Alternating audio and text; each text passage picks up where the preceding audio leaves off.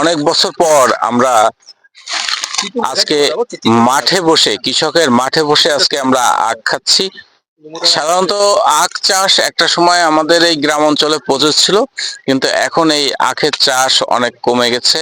এই আখের জমিতে অন্যান্য ফসল আর তাছাড়া আখ একটু উঁচু জায়গায় লাগানো প্রয়োজন হয়। সেই উঁচু জায়গায় এখন জনসংখ্যার যে বৃদ্ধি, এই জনসংখ্যার যে বসতি নির্মাণের জন্য আখের জমিগুলো সব ঘরবাড়ি হয়ে যাচ্ছে, যাতে এই কারণে আখের জমি কমে যাচ্ছে এবং আখ উৎপাদন কমে যাচ্ছে। আমরা নড়াইল জেলার দক্ষিণ যোগানিয়ায় আজকে আসছি, আমরা যাচ্ছি অনুরিমা রিসোর্সে। তো সেখানে যাওয়ার পথে আমরা দেখলাম কৃষক কাজ করছে। হাবিব নামে একটি ছেলে, ও এসএসসি পরীক্ষা দিয়েছে, দুঃখিত দেবে। তার খেতে নেমে আমরা আখ খাচ্ছি। আমরা চারজন, আমি সোহেল, আমি তমাল, সোহেল, মাসুম, রফিক, আর আমাদের এই আখ হচ্ছে হাবিব। তা অনেক বছর পর আমরা সরাসরি মাঠ থেকে আখ খাচ্ছি। না তুমি কিছু কও? আমি কথা বলতে কথা বলতে পারে না, এটাই হবে। কিন্তু তুই দর্শক, আসলে খেতে এসে যে আখ খাওয়ার যে কি মজা, কত বছর পরে খাইছি আমার নিজেরও মনে নাই। তো আসলে তমাল ভাইয়ের উদ্যোগে আজকে এদিকে আসা। আমরা আসলে অন্যদিকে যেতে চাচ্ছিলাম, থাক আর না বলি, দেখি পরবর্তী স্টেপ কোথায় যাওয়া যায়। আচ্ছা, আমরা যাব অরুণিমা রিসোর্সে।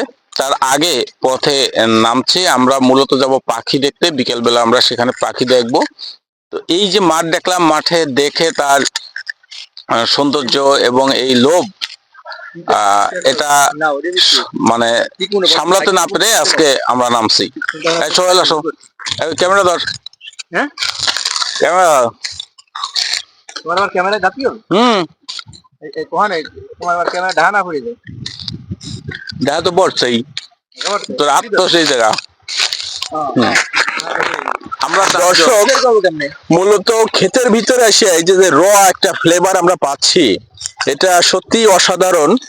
মূলত যেখানে চাষ হচ্ছে সেই ক্ষেতে দাঁড়াইয়ে আমরা একবারে সমস্ত কেমিক্যাল মুক্ত যে আখটা আমরা খাচ্ছি, এটা যেমন মনের একটা তৃপ্তি, তেমন পরিবেশের ভিতরে দাঁড়াইয়া আমরা সুন্দর একটা পরিবেশ উপভোগ করতেছি। এবং পরবর্তীতে আমরা যে আরো প্রাকৃতিক সৌন্দর্য উপভোগ করতে যাচ্ছি, সেগুলো আপনার সাথে থাকুন।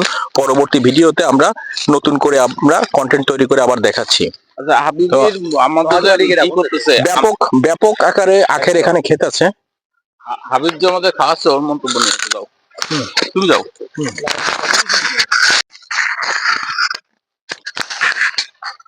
পাচ্ছে